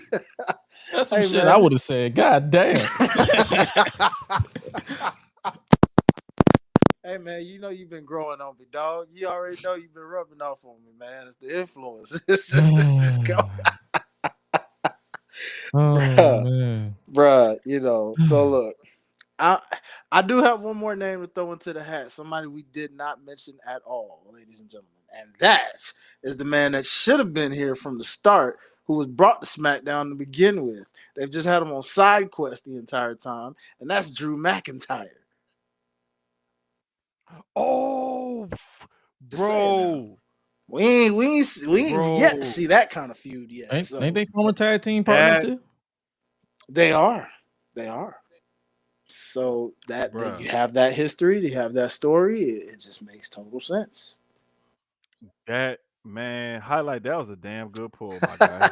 Hey, you already know they'll probably do it at That was a, Clash. bruh, bro, oh, Sets itself bro, up. I totally like, bruh, that, That's probably why they won it. That's probably why they won too. Yeah. Good hell point. yeah. Good point. Or you know what else? How about it be him and Logan Triple threat. against Cody in a triple threat? Hmm. At this point, I don't even detest Logan Paul as far as like I've accepted that he's going to be around. So Mhm. Mhm. I don't even argue anymore. If he's there, he's there. Yeah. I'm not Do it, nigga. against it. Do it, I'm nigga. not against it. It's it's gotten to the point that I think I'm just, I don't know. I'm like, whatever. Like, he's gonna put on good matches. He is horrible on the microphone. Horrible. But he puts on good matches. And he's the type of heel that gets people to truly hate him because of who he is in real life and the character that he tries to portray on WWE television. And so it's just one of those things where it's like it's almost he's like a necessary evil nowadays because they're not pulling the trigger on certain guys that can be just as good of a Mhm. heel in the company. And I mean, let's just be real. He brings in an audience and he brings in viewers and stuff like that. And he has WWE wrestlers on his podcast and stuff. So he helps give them exposure and everything. And he has his sports drink or whatever has a deal with WWE that's prominently featured at ringside and sometimes in in-ring advertising. So he's gonna be around. I don't know how much longer, but he's gonna be around for a little while. So we might as well just get used to Oh it. yeah, I've gotten used to it at this And point. that I don't even Mhm. argue anymore. I'm like his music, his hey yo. I'm like, all right, time for the Logan Paul shit. exactly. Bruh, I put it to you like this. I just roll my eyes and be like, "Man, hurry up and get into the ring, ring the goddamn bell. Just ring the I'm still goddamn bell, horrible. motherfucker. Ring the I'm goddamn still bell." horrible. But I'm still but speaking horrible. of heels, how do we on SmackDown? We mentioned SmackDown too in the promo between Cody and John Cena. How do we feel about John Cena's heel run now that it's over? um, I'm gonna be honest, it was kind of underwhelming, to be perfectly honest, because the big payoff was when he turned heel. Everything else after that was lackluster because it was like he was trying too hard to be a heel. And it was like he was saying stuff that he probably had in the chamber since like 2011, 2008, Mhm. 2009 or whatever. Like it was like he like let's say if you give a kid the car keys and you give the kid the credit card and you be like, "You know what? Go ahead, take a ride, go spend money." And they're like, "Oh, I got a credit card? You giving me the keys? I can go do what I want? Oh wow, cool." And then they just go all do dumb shit. Like all the dumb shit they ever wanted to like it just seemed like he was trying way too hard to be a heel and it never got over. And I always knew he would turn back face. I definitely did not think I wasn't expecting it to be this soon. I'll admit that. The best part Mhm. about his heel turn is almost like when they talk about a person that owns a boat, the best 2 days is the day they buy it and the day they get rid of it. That was John Cena's 2 best days for his turn. When he turned and then when he turned back. Everything else in between That was is trash. that is a nice way to put it because I feel like promo delivery wise, him choosing the monotone version of saying reading everything. I'm like, bro, there's reading the script and then there's whatever the fuck he was doing. I'm like, yo, what? Like that, case in point, that backstage promo with him and Jay Uso. I forgot it was before Money in the Bank, or it was during Saturday Night's Main Event. I'm like, yo, dog, what are you doing? Like, I am going to ruin wrestling. I am going to ruin.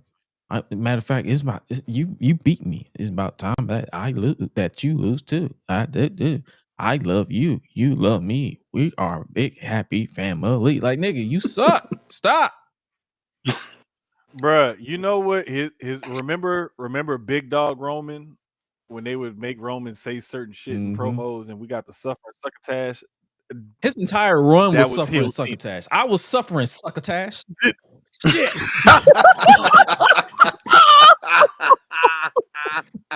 Damn. Hey man. God damn it, Gresh. We on one night. Like, I'm gonna play a spade. Like, god damn it, this shit is ass. Like, bro, this ain't what I begged for when I was younger. Cause I was one of the people when I was younger. I was like, yo, when is John Cena gonna turn heel? Like, he needs a change, blah, blah, blah. But I'm like, yo, we finally got it. I'm like, no, go back. I apologize. Bruh, I'm sorry. I apologize for my outburst. No, this was this is what it. When I really got back into wrestling heavy and it was Super Cena era and my son was like young and impressionable and everything and he was a Cena fan and I literally got pics of him laying out his John Cena outfit to go to WrestleMania 30 in, right? And I was like, man, I can't wait for this motherfucker to turn heel. And it never happened. Bro, fast forward, my son is 22 and he's trying to go to the army now and John Cena's about to retire. And I'm like, motherfucker waited all this time to turn heel. He did this shit. Like, for real? Now, I will say, match wise, my son couldn't even get back exactly into because it wasn't nothing to get back into. He was like, huh? John Cena's a heel? I was like, yeah, he's a heel now. Oh, okay. Like that's how. And when you look back at the highlights of this run, you can be like, oh, okay. You know what? This is why, bruh. I wish I could have recorded his reaction because that's exactly what he did. Oh, okay. See, damn. This is why my iteration of heel Cena will always be 2003, and I'll leave it at that.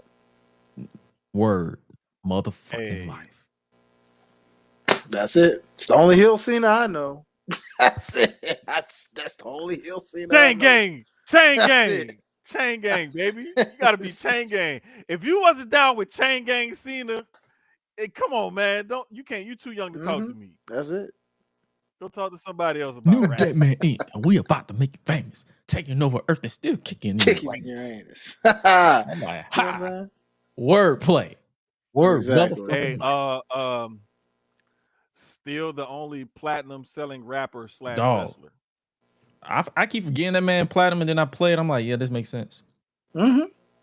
Hey, like we gotta give that man his props, dog. We gotta get. Matter of fact, I will give him his props because of his talent. But really, props go to Stephanie McMahon because if you ever hear that story, her tell that story, or him tell that story, it was really her who influenced him to do what he did to push him towards that character. Because he was on his way out the door. Shout out to Steph, man. Yeah, damn near. I mean, like he was pretty damn close. That would have sucked too, because the indie scene was nowhere near what it is now. Oh no! If John Cena would have been fired, I feel like he just would have just never wrestled again, and the entire landscape of wrestling would be vastly different. Oh, it would have sucked. I think he would have tried, but there wasn't enough for him to do to, like, you know what I'm saying? Like Hi-Lite just said, the indie scene and everything else wasn't set up. it wasn't set up for him to be like to figure out who he could have been and then make his way back. Not like it is now. I mean, who's to say he couldn't have done it, but it just wasn't set up for that at that time. Yeah, and that's basically what I mean. I'm like, it would have like the entire landscape of wrestling would be different. Like people like to talk about Terry and all this stuff. If John Cena would have left the first time when he was on his way out, it would have been like someone else probably would have been in his spot, but it wouldn't. It would have been. They wouldn't have been in his spot as long as he's been in his spot because he was. Chris Masters. We would have got. No, I don't even think Chris Masters. I didn't even hear what this nigga said. Chris Masters. No, I heard exactly what that nigga said, bro. No, I heard exactly. Bro, what you he talking said. about a Vince era at a Vince time. Look at how many different people you went through back then. Rene Dupree, Chris Masters. But I'm saying though, like, you know who would have been like real talk? It would have been a lot of Randy Orton. It would have been a lot of Batista. It would have been a lot of Triple H. It would have been a lot more of possibly Brock Lesnar and them possibly giving into Brock and trying to keep him instead of letting him walk. Because I think that and it would have been probably a lot more of like, let's try to figure out what the hell we're gonna do with Kurt Angle and try to keep him straight and keep him on the roster, something like that. It would have been a lot more of that. Sean too, even though Sean just wanted to win that belt once. He was like kind of trying to go on his way out gracefully, and they was trying to keep him around or whatever. We would have had a lot more of Taker at the top of the card. Mr. Kennedy, like he probably, but this is my thing though. Like when it comes to guys like Mr. Kennedy and stuff like that, Orton kind of killed his push or whatever. That's how the story goes. Look, that nigga nuked that entire man's career. Like that brother ain't been the same since. Never. He was Mr. Anderson. Saying. It was hit or miss because it was TNA during the Hogan era, but dang. Now he's Mr. I Train Tiffany. Hey, bro, like that being his name to fame of late is like, wow. Wow, you trained other people to be better than you. That is crazy. Hey, it's happened to some of the best. True. Like, true. I'm just on one. But yeah, that's our thoughts on John Cena's heel turn. It was like it could have been better. You can just tell it was just a situation where Triple H just wanted to create a moment. The Rock wanted to create a moment, and they didn't have no long-term plan. I think a lot of us said it when it happened, and a lot of us as time went on, and this is our final verdict. Shit. Yeah, it could have been way better, but it is what it is. We're back on track with babyface John Cena. He got Brock. We got to deal with it. Moving on. Seth Rollins.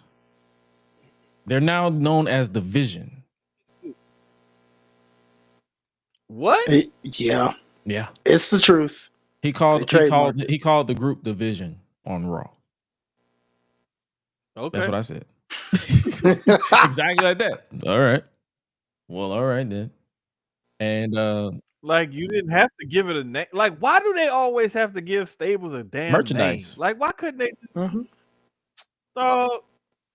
That's the reason why the bloodline was the bloodline, because you know that they were the bloodline, but they was like, we got to call it the bloodlines for money. You could, but them niggas was them Samoa niggas. They was related though. They for real related.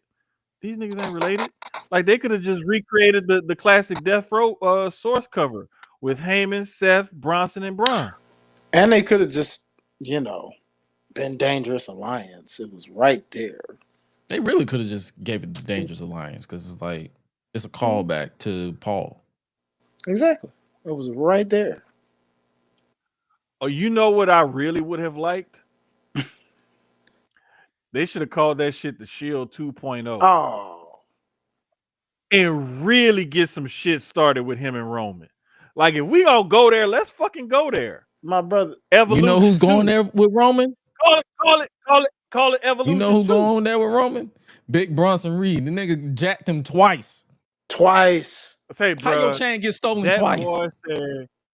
He said he the tribal thief and called it the Shula Fala. I was dead. The I Shula was like, Fowler. you know what? Give that man follow. That when he said the Shula follow, I was done. I was like, I quit. I quit. I literally, when I Hey, saw that and shit, this. I closed my Twitter app. I was like, you know what? Close the fucking app. I'm done. I quit. I need a break. I need I a can't joint. do this no more. Dog. I can't do this shit no more. Like, what the fuck? Hey, He made He's my called white himself. vocabulary come out. I need some reefer.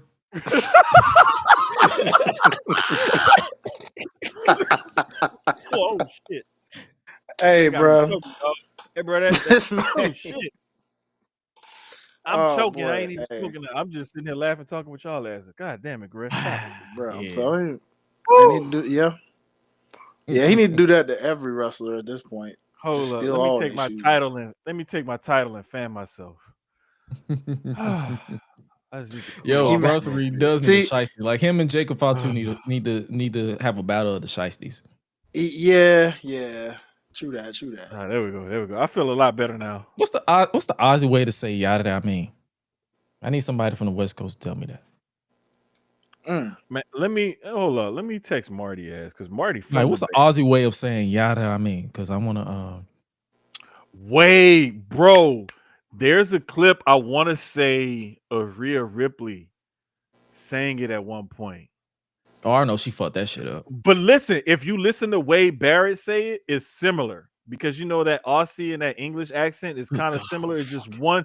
Aussie is country English. Wait, and that got that me, Naomi, Naomi, that me, Bianca. Yardinar mean. Like, me, like, you a fucking pirate or something? What are we doing? yeah. This is the Bianca Belair. Bianca. Oh shit! All right, but Roman got squished. You are terrible. Yeah, exactly. CM Punk basically tried to get revenge, but it didn't work. LA Knight, because you mentioned LA Knight earlier with the going after the US title. It looks like he's going to be a mainstay on Raw with Punk and them going after that world title, which I'm not against. Me either. No, not at all. Not at all. I kind of like that, man, because it gives that scene a new look or whatever. Mm-hmm. But at the same time, it's like y'all basically like what y'all doing on SmackDown though? Like I don't want it to go back to the old school days where Raw is the A show and SmackDown is the B show. Like they need to flip that shit. And so I'm glad that the draft is coming up. I'm glad that these overseas shows, especially Clash in Paris and the one in October in Perth, Australia is coming up. Like we need to flip some shit. We need to turn these rosters over and like we need to get some new blood going in on SmackDown and on Raw. Like we need to change some things around because, for example, the best thing going on SmackDown right now, honestly, if we really keeping it a buck, is the tag team division. But wait, thank you for saying that, sir. I'm just keeping it a buck. We didn't enough give that one. That right there says a lot. It's ironic, really. How knew they gonna mourn the tag team division when it clearly just resurrected itself through that one match alone? So what are you mourning now? I don't get it.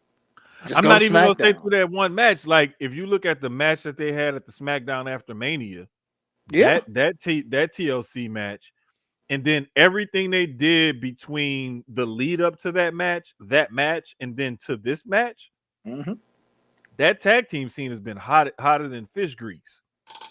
Yeah, bruh. And lo and behold, guess who it started with? The Street Profits winning the tag titles. Speaking of Imagine that. Real sidebar, real quick. We think the Profits going to break up? No. Nah. The only way they're gonna do that for real is probably this so-called draft that they're gonna do. I won't be against it. Like they instead of like a formal backstabbing, just draft Angelo Dawkins this way and Montez Ford that way, and then and it's time to honestly, it's time to sink or swim. True. Like one thing about us over here, we give tough love across the board. Sink or swim on for both teams. I mean, for both men. and that's just how it is. Yeah, the men's main event on we already gave our predictions on the men's side for the SmackDown side, and we already know where they're going with Seth Rollins in the division. And we referenced it earlier. Becky Lynch. Nikki Bella. Hey, His dog. ass whooping was a Say, bro. promo. Say, bro. This was like that time I had made This is some that. etouffee, and I was putting in some special ingredients or whatever. That shit a little too spicy. And then I had to call my mom. I was like, "Ma, I fucked up." I was like, "I made the etouffee too spicy. What can I do?" And so she gave me the secret remedy, and I was like, "Okay, bet." Like that worked. I was like, "It really worked. Like it's not as bad. It's still spicy as fuck, but it's not as bad as it was before." This is like if I didn't call my mama and I just left that shit spicy as fuck. That's what that promo was. That promo was like, I plan on doing this, but guess what? I just did this, and now look how hot it is. And I was like, oh boy.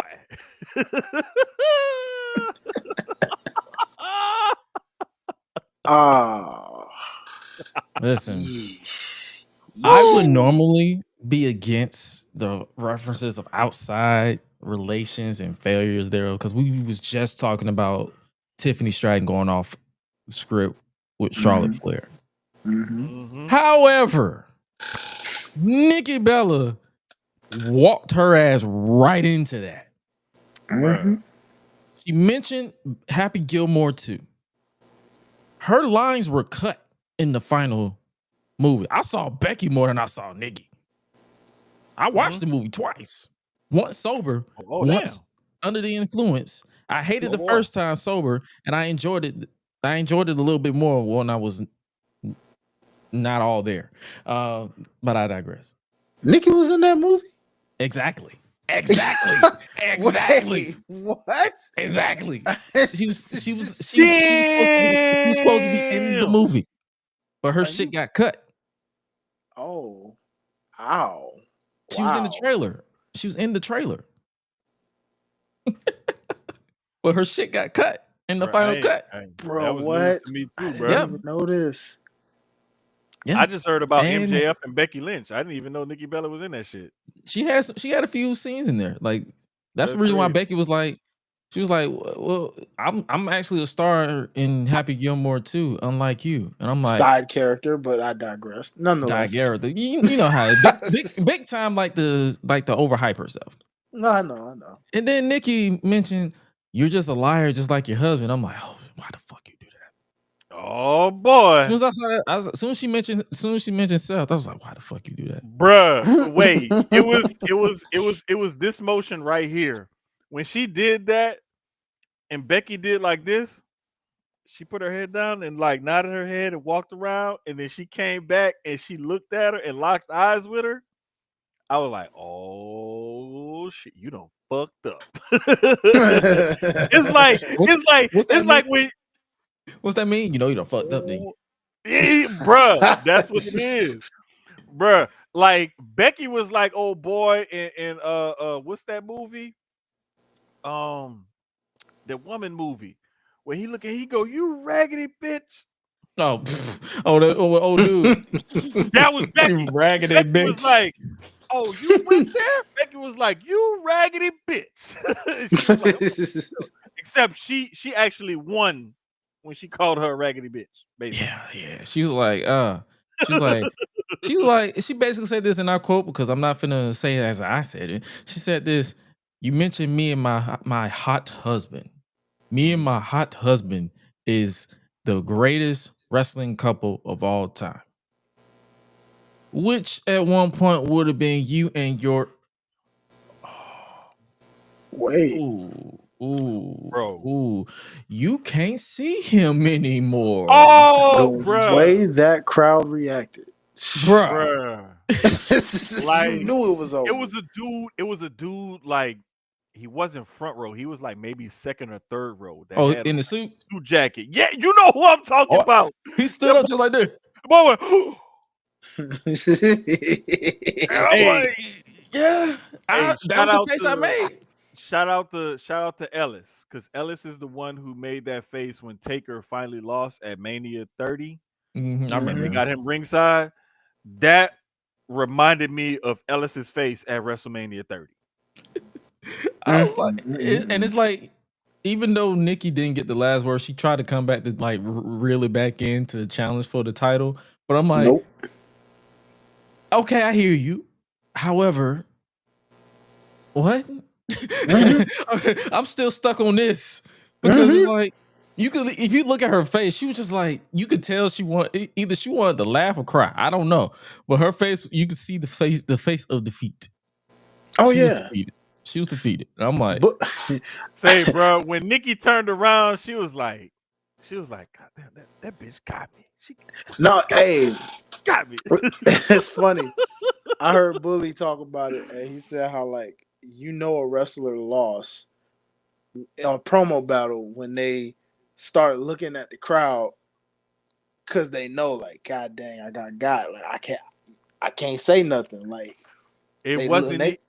It was that and that little laugh, that nervous Mhm. laugh. Mhm. That nervous laugh. I was like, yep, she got her.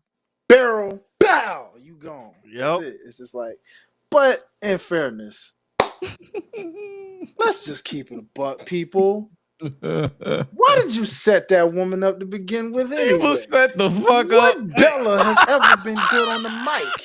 She was When? she was set the When? fuck up. She was set, like dog. And that's She has never management's been good fault. on the mic at all. And that's Yes. and I've heard worse. Yes. I've heard fucking Sable talk. I've heard Yes. Oh worse. Bruh, God. wait. Oh God. Yes. Oh my god.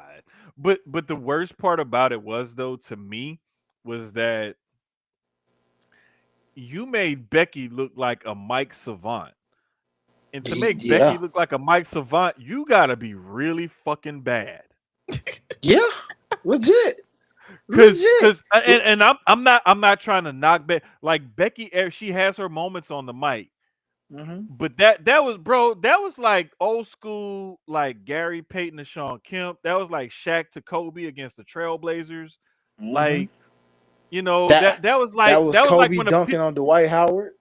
Nuts all bro, in you. Yes. bro, Yeah. it was like, it's like you ever seen a pitcher throw a ball and he don't really locate that fastball and it go right down and he already know, like, before it even gets to home plate, like, God damn, I done fucked up. Mm.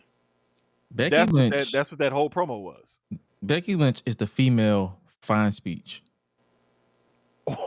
Once she says fine, she has this thing where when she looks down and she starts like a little bit, that's her fine speech. She you, basically is like, you done fucked up now. Cause you I know got what to it for your is? ass. Is when she goes, oh, really? Oh, really? Like when Mm-hmm. she does something like that, Like she like, says, Mm-hmm. oh, oh, really? She started like really? Or, oh, okay. Or like rubbing she her Mm-hmm. does chin a that, little bit. yeah. She She Mm-hmm. like, does that little face, like how she Look, tilts her head a little bit or whatever. look. Like that's when she about to get your ass. For my Wayans Brothers fans out there. Oh, you want to talk about mamas? That's oh pretty much what she yeah, just. white chicks reference. Yep. Because yeah, she and Jermaine, that was a good analysis because she actually does that a lot when she's ready to cook you. She tilt her head, she brings Bruh. her bottom lip in. She be like, Yep. Mm-hmm. huh. Yeah. Uh-huh. Bro, that's what I'm saying. I've paid attention to it enough to like pick up on certain little cues when Becky really about to cook you or whatever. Like Cena will sit there and Cena will be like looking at you, and then he'll get that, he won't even smile. He'll get like this goofy grin on his face. Mm-hmm. And then he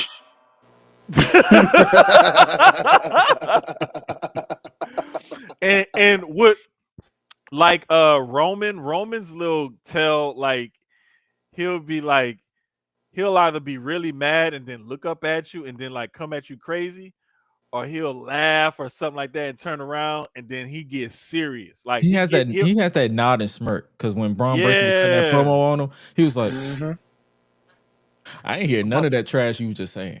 Yeah, like they all have their little tells or whatever, and like that's the one I picked up on Becky.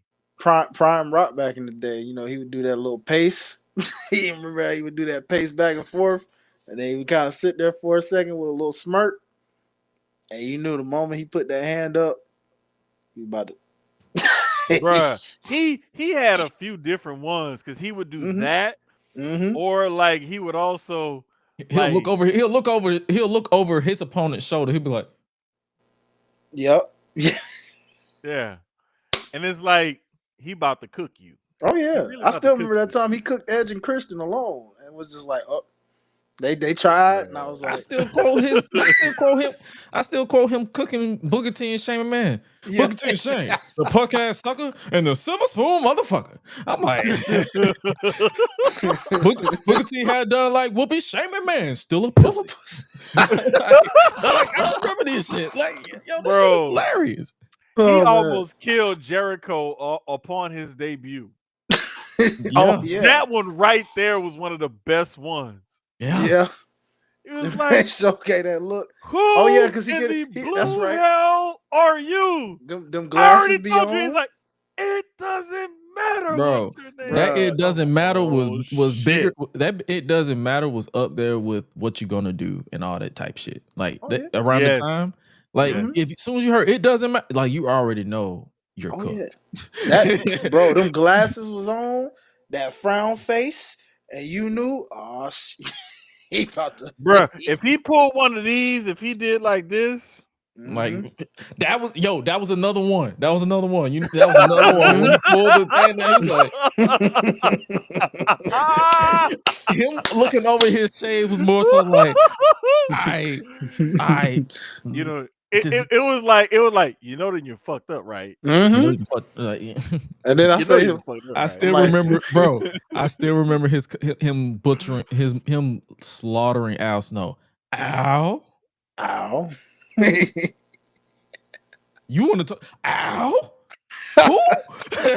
He said, ow. Hey, you want the great one, the most electrifying man in all of entertainment. And Al? Hey, I still don't know what this man did to piss him off, bro. What always get me is when he got Billy, and God Himself opened up the heavens. Bob. Hey, God. Yes, it's Billy. Bob. It's Billy. It doesn't matter what your name is. Like, bro, y'all stupid, bro. But before we move on, or at least try to get this is I had to find the picture, but Nikki Bella was in Happy Gilmore in the trailer. Hey, right bro, next to Becky. That nigga had the but you can't even tell that's her because she got the little hat on and shit. But that was her. That was her. Yo, what? That's crazy, bro. I had to find it. I was like, yo, nah, I could have sworn. She was she was there, but her talking scenes were cut, and she didn't find out about it until the premiere. Oh, so she walked up in there, and then it was like, yeah, where's my? No, it got cut. Dang, bro, that's the worst feeling. You showing up with your family and your friends, man.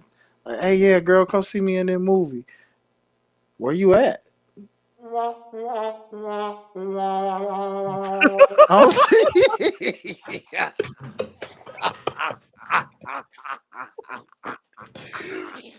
Say, man.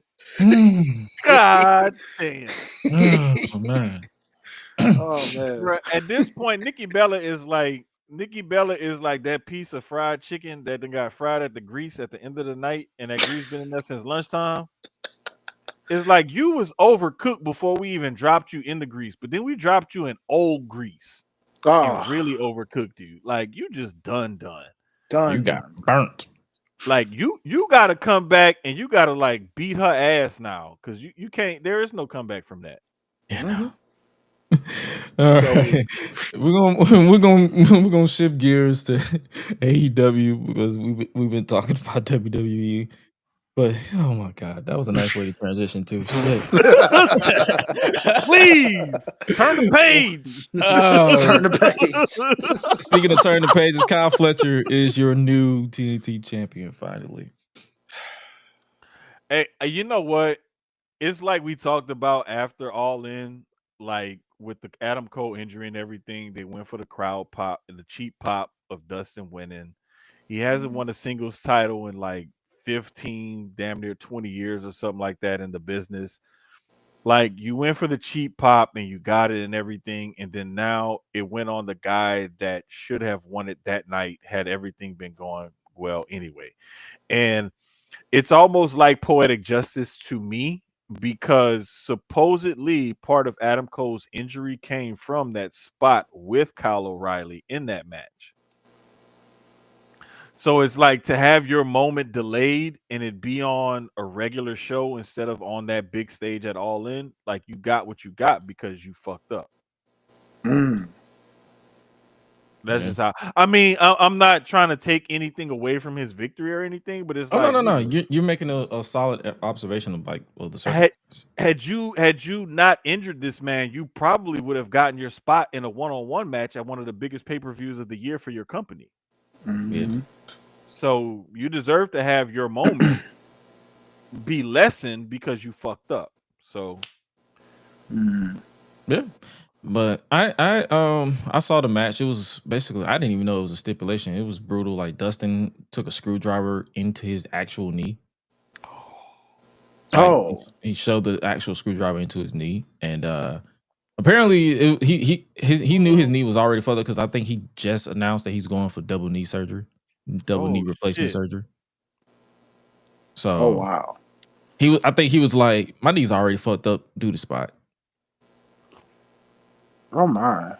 Yeah. So hey, congrats to Kyle Fletcher. Better late than never. Let's hope it's actually an eventful run, and not just another person with a belt. Because I'm not gonna hold you. The TNT title, even before Adam Cole won it, just felt like it was just there. Like nothing of substance was brought me to like, hey, I gotta go out of my way to watch that TNT match or that TNT title match. I mean, it'll put on that title match that Adam Cole had against Hakuna Matata. Anyway, next up we have we got some matches announced for Forbidden Door. They finally confirmed Toni Storm will defend her AEW Women's World Championship against Athena, the forever ROH Women's Champion. Literally. Wait, so that's her official cash in? Yep. She announced it on Collision. That nobody watched. The fuck? Yeah. I saw the promo. It was actually a good promo. It was actually a good promo. She announced it in the promo. This can't be like good. The hardest part for me trying to catch up on AEW is like we do Susio Sports like when they're on Wednesdays. And then on Saturdays, like I've been trying to work extra shifts at the new job or do something just to catch up. Do that. Yeah, so I end up missing their shit a lot of the times. The thing is too, they're not consistent with the days. Like literally, it'll go from Thursday to Saturday for a while, then back to Thursday. Yeah, sometimes a Friday, or sometimes that Wednesday. Like they'll do like a 4-hour Dynamite. Yeah, that one. They did that 2 weeks in a row. Remember? Yep, I hated that shit. Like 4 hours. Like, come on. I fell asleep. I fell asleep 2:30. Like, I literally fell asleep 30 minutes into Collision because I was tired. Like, you asking too much. Yeah. In the middle of a week on a Wednesday. I stayed up like that first Wednesday. I remember I stayed up and I was actually able to finish it and watch it, but I couldn't pay attention because I'm so out of it. And then like the next time I was like, all right, I'm gonna try. And then I woke up and it was like some random ass movie that was on because I woke up at like 3 a.m. and like, I already know it's probably like Batman Begins or some shit. You know, Tony play that shit.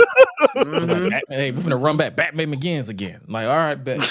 And y'all, man, because I really do be trying to give AEW my time and stuff like that, but it's like like y'all schedule be jumping and doing different stuff, but like I'm really gonna try to like key into some of their shows leading up to this and try to get back into it like I was before. Mm-hmm. I'll take one. I'll Oh, yeah. take for the team. I will do it. I'll find the time to get it done. Oh no, I watch it too sometimes. Yeah. But, I just watch it the next day. Like I'll just catch. Like if I fall asleep during the show, I don't even rewind it. I just catch the highlights. I'll be like, okay, that makes sense. That makes sense. Because 9 times out of 10 in life, I've accepted the fact that if I fall asleep during the match was boring to begin with. Next match we have is He's not lying. exactly Kazuchika Okada defending the AEW Unified Championship against Swerve Strickland. Well, that's predictable. Okada's gonna win because this is his first defense since winning the unified title. I don't see them taking the title off of him right after winning it. Yeah, that would be a waste Stupid. of a Kenny Omega win. Exactly. Yeah. Like, Oh it's just, boy. So it's like you could have put him against somebody else instead of like lining up Swerve. But I mean, it is because they don't do draws on pay-per-views at all, right? They usually just do that during a show. it's rare that they do a draw on pay-per-view. They rarely do a draw, period, because Tony Khan has always said from the beginning, like he wants actual finishes, definitive finishes in matches. He wants to go to the DQ or the thrown out or whatever. He wants to do that as less as possible and have actual finishes. That's part of the reason why they would give the record piece when they used to do that a lot more. They still do it, but they don't do it as often and feature it as prominently like they used to. Mm-hmm. True. Switching gears to as the road to Forbidden Door continues, we have a fatal 4-way match where they have Tony Khan announced it will be the TBS champion Mercedes Moné defending her TBS championship in a fatal 4-way match at Forbidden Door against a representative from AEW, a representative from CMLL, and a representative from Stardom. And on the AEW side, the winner of this 4-way, it will either be Queen Aminata, Sky Blue, Alex Windsor, or Billy Starks. Oh, we doing that again. I remember this stipulation. Yep. Okay. I'm not just saying this. I'm voting for the Queen because I'm pro-black, but Queen Aminata should win this to get that spot at that pay-per-view. Yes, real talk. I want to see. I want to look at her more. Based off of this, it seems like she would win. You would think. Like, I'm gonna put it to you like this here. The reason why I feel like she gonna win is because when God was making black women, he went salt bait. He was like,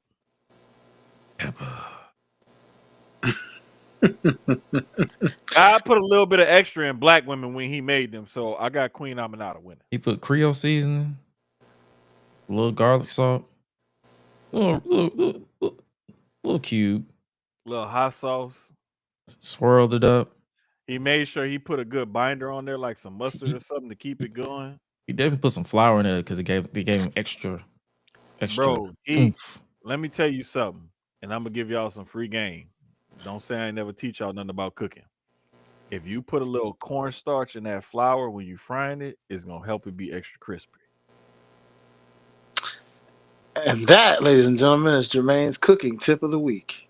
You know I gotta get one in every week.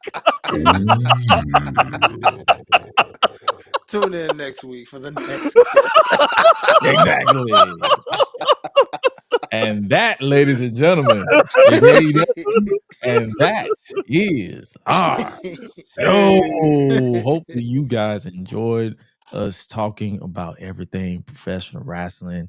If you haven't scanned that QR code to subscribe to the podcast, make sure you do that. Run them numbers up. Before we get up out of here, song of the week.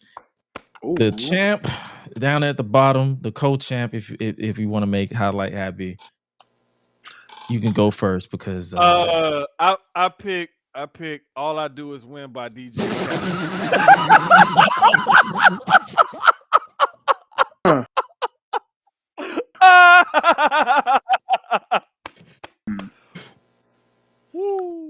Gresh, give your pick for a second. Give your pick. Hold on. Let me think about this shit. Give your pick for a second. Go ahead and get your pick. He's for a like, hold second. on. He's like, hold on. You not Hey about man, to. I even had to wear the gold watch tonight to match the belt. You feel me? You gotta coordinate. You gotta coordinate. All right. Cool. He's like, hold on now, nigga. He's like, oh. He's like, oh. All right, bet. But nah, my song of the week is what you call it? Practice What You Preach by Barry White. Okay. had to go. I've been in our old school game for the past 5 years, so it's like that's not changing. Brother. Good. I respect it. I had to come off that old school vibe because I had given a couple of old school songs before, so 95% of my picks have been old school. I'm trying to get to the new stuff, but some of these new stuff is ass, so I can't really do too much. Yeah. Hi-Lite has that Becky Lynch. We about to do that. He's about to do. Look, he's about to. Oh, okay. He's about to find speech me. You know, fun speech. You know what? I ain't even listen to this doggone song all week. I'm just gonna pick it just cause. I'm just gonna pick it just cause. You know what? Just for you fools, I'm going with Donnie McClurkin and We Fall Down.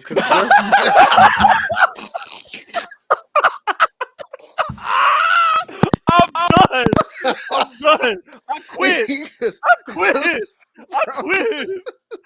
quit, bro. I quit. Like I swear, it was an hour drive from where I was working at to the house.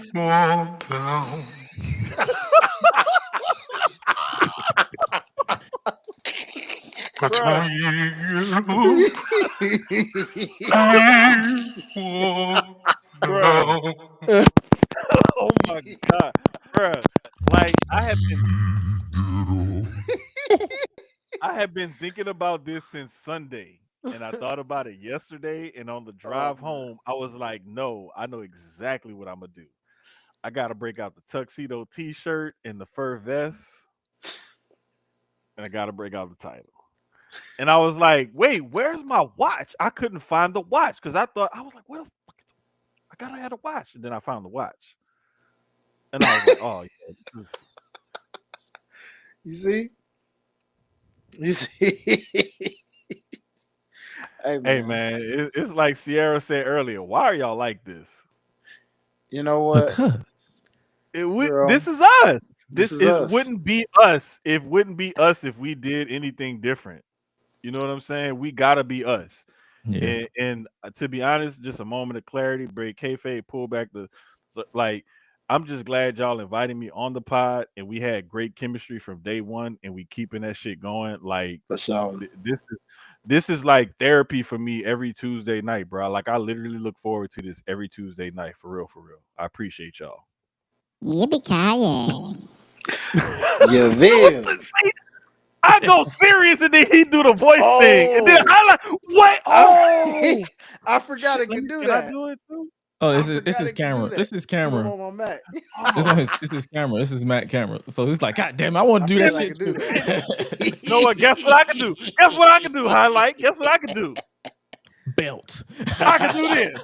God damn it. I can do this. All right, don't yo, man. We appreciate y'all for rocking with us. Don't make me pull a Mercedes out, go around and put about 5, 6, 7 of them on me right now. Hey, can we don't make me drip it.